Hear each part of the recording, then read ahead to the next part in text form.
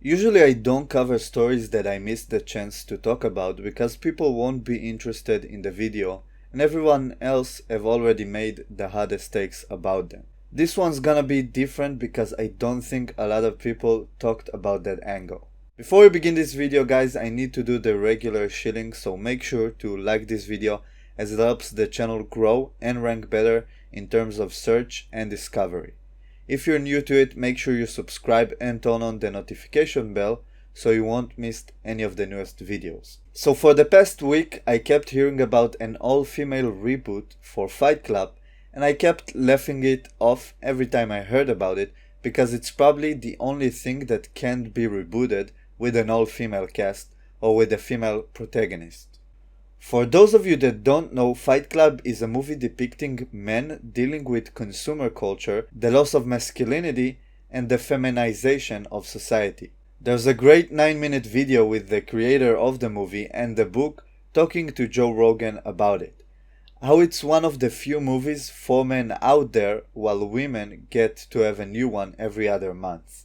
It's amazing to see how right he was about the direction masculinity in the world took, and that was approximately 20 years ago. I'm gonna go into spoiler discussion now about the movie, so if you haven't watched it and you're a man, make sure to leave this video, watch the movie, and then come back to it to see the video. So when you talk about a movie or a TV show, there's more than one way to interpret it. Usually we pick the most charitable interpretation of the movie that is most supported by the evidence laid out for you throughout the film. The fact that the movie is about masculinity is not up for debate at all, because the creator says in fact that is one of the few movies out there for men and about masculinity. My favorite interpretation of the film is that not only Tyler is a fictional creation in Jack's mind, but so is Bob and Marla. This is supported by the fact that in one of the scenes where there's a mirror present, you can't see Tyler's reflection because he is not real, and we know that for a fact once we finish the movie. If you look at the mirror again, you see that Marla doesn't appear there as well, because just like the way Tyler is Jack's hyper-masculine side, Marla is his more feminine side.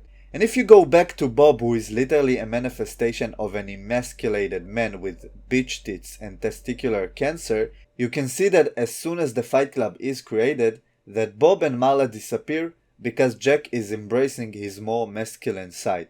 For me, the movie was pretty easy to understand that way and to walk away with this interpretation because I actively train and compete in martial arts. For those of you that don't train or never trained, the first few months of training a martial art does have that Fight Club feel to it, and it never goes away actually. The movie and martial arts mostly speak to men because of that cathartic release you get after a sparring session, and it's very accurately represented in the movie, where all the characters are doing way better in their day-to-day life in this hyper-feminized, consumer-focused society after they joined Fight Club. And if you don't believe me, try joining a martial arts class, either Brazilian Jiu-Jitsu, Muay Thai or MMA, and you will easily see what I'm talking about. Once you understand that, you see immediately why an all-female Fight Club reboot is probably the only reboot you cannot make, because it specifically criticizes the feminization of society and depicts how men can deal with it through connecting to their darker and more primal side with violence. An all-female Fight Club reboot is actually the antithesis of Fight Club, because the movie in and of itself is a mark of the feminization of society, and it goes after possibly the most iconic film creation that is about masculinity. An all-female reboot of Fight Club is basically the opposite of the original movie's message, and if you really intend to make it a reboot rather than its own film, then you really miss the point of the original Fight Club movie, and it's doomed to fail.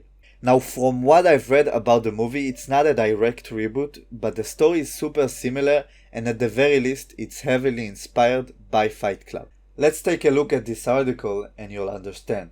To all the college boys who insisted that we watch Fight Club, this one is probably not for you. Bella Thorne has joined Chick Fight, a new film about an all-woman fight club, and she's about to give Brad Pitt's Tyler Durden a run for his money.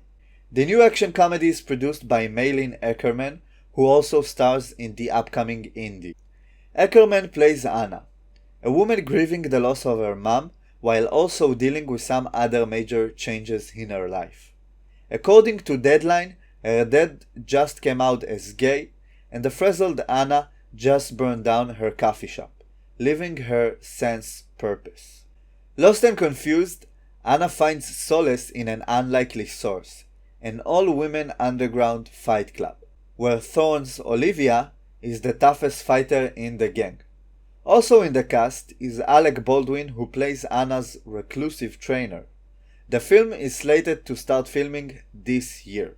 So as you can see from the article, there's a similar event that sparks the story, just like the explosion of Jack's apartment that leads the protagonist to join an underground fight club. That fight club brings the protagonist a little bit of solace in his day-to-day life and makes it a little bit easier. I'm sure most of you groaned when you heard that the dad came out as gay, because it's probably not relevant to the story at all and it's just pandering.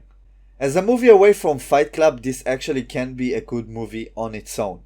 A lot of people, and especially martial artists, can connect to that message of the movie because rough play does play to our most primitive side and can actually bring you real solace in a tough time. If it's a Fight Club reboot, however, the movie's message went completely over their head and they won't be able to replicate the movie's success because they missed its entire point. A female fight movie can actually succeed and be very good. Just take a look at $1 Million Baby only 5 years after Fight Club, picking up multiple Oscars. There's no indication, like I said, that this movie is a straight up reboot. The story is just super similar. I hope, for the movie's sake, that it's a separate movie from Fight Club and not a lazy reboot that misunderstood the original movie completely.